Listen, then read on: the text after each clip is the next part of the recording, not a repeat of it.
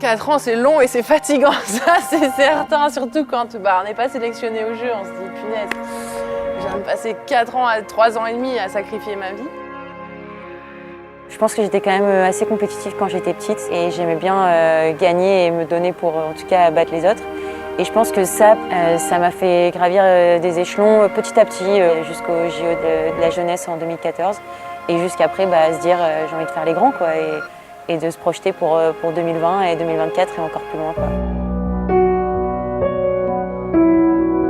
Une préparation olympique, je pense que c'est quand même très compliqué.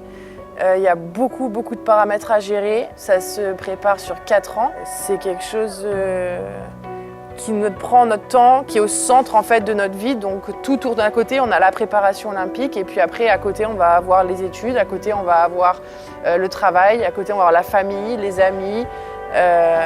Et c'est vrai que c'est quelque chose qui reste au centre pendant 4 ans et il faut vivre avec quoi. Après, non, il y a beaucoup de contraintes, ça c'est certain. Si on le fait, c'est qu'il y a aussi des moments positifs. Le fait de voyager partout, de rencontrer plein de personnes. Puis vraiment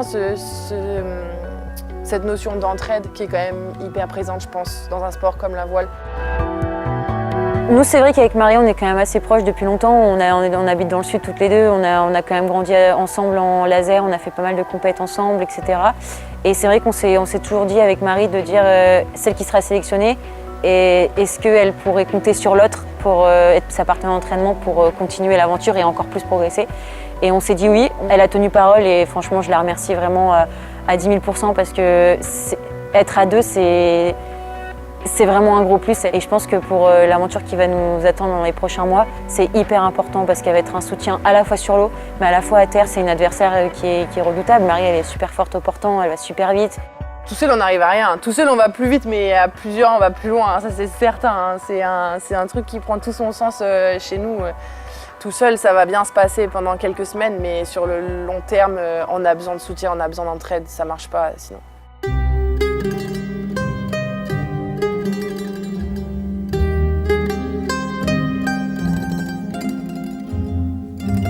L'avant-sélection, il a été particulier pour moi parce que j'ai perdu ma grand-mère. Pour moi, personnellement, ça a été le pire moment de ma vie, je pense, à gérer. Et puis en plus de ça, il y avait le stress des sélections qui était en Argentine, donc à l'autre bout du monde quasiment.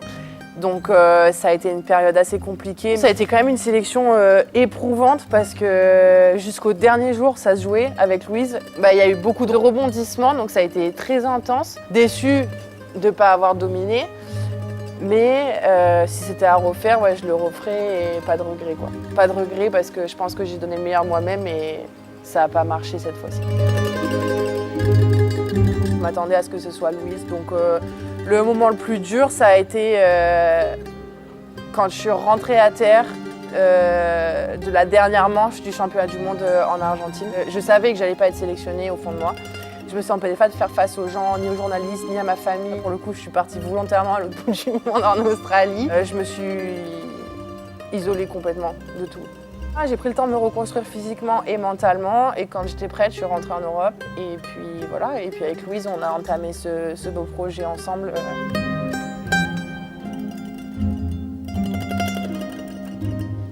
Bien sûr qu'on est déçus de ne pas être au jeu, mais le fait de partager et de vivre l'aventure avec celle qui est sélectionnée, c'est comme si on allait au jeu avec elle. C'est vrai que moi j'avais répondu présente pour Marie Boulou pour préparer 2020 et je pense qu'à ce moment-là ça a été un déclic avec elle parce qu'elle a énormément partagé, elle m'a beaucoup appris. Bien sûr il faut être premier mais le sport c'est aussi le partage et ce qu'on partage au quotidien et sur l'eau et l'adversité qu'on met et la bonne ambiance, c'est encore plus fort que la compétition en elle-même. Peut être un gros atout parce qu'on a quand même des qualités différentes avec Louise et des points faibles assez différents aussi, donc on s'apporte. L'objectif c'est d'apporter tout ce que je peux lui apporter pour rien regretter après et l'amener au plus haut. Moi, ça me permet de voir les choses, de voir le projet olympique, les 4 derniers mois, comment ils sont gérés de l'intérieur. Dans mon grand plan diabolique pour la prochaine campagne, mine de rien, ça m'apporte aussi à moi. J'ai plus ce stress de me dire « Ah, mais qu'est-ce qui va se passer, qu'est-ce qui va se passer ?» Non, j'ai des contrats qui sont signés, j'ai des gens qui me soutiennent, qui m'accompagnent. Donc je pense que l'esprit d'équipe, il doit être là. Et je pense qu'il y a aussi un truc, c'est l'adrénaline. Hein. Le sport, ça donne l'adrénaline. Hein. Et quand on n'en fait pas, on se sent pas bien. Et donc vouloir se surpasser. Et puis tant qu'il y a encore de la marge de progression, on n'a qu'une envie, c'est d'y retourner. Alors c'est vrai qu'après le championnat du monde, j'étais quand même satisfaite de ce que j'avais fait. Donc les 2 semaines se sont passées et écoulées plutôt facilement pour moi, jusqu'à la sélection. On m'a appelé, il y avait mon papa à côté et c'était un super moment parce que je pense que mon papa en fait était plus content que moi. Moi je n'ai pas trop réalisé sur le moment, je trouve. C'est juste que sur le moment je me suis dit bon, ok j'y vais mais pas plus que ça n'a pas fait quelque chose de grandiose dans ma tête.